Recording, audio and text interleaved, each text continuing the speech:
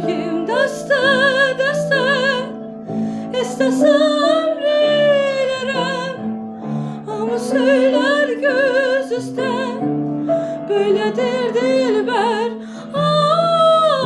İstəsəm reylərəm, amma söylər göz üstə, böylədir dilbər.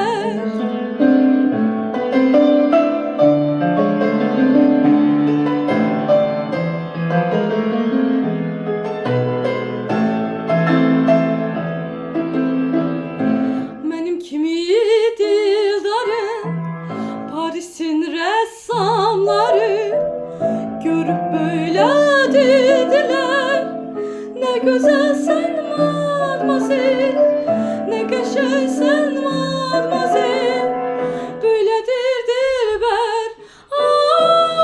Ne geçersen madmazel, ne güzelsen madmazel, böyledir dilber.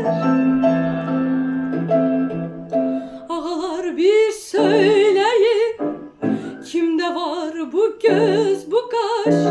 Benim karşımda balaş, çırpınır bir kuş gibi, sevgiden bir huş gibi, böyledir dilber.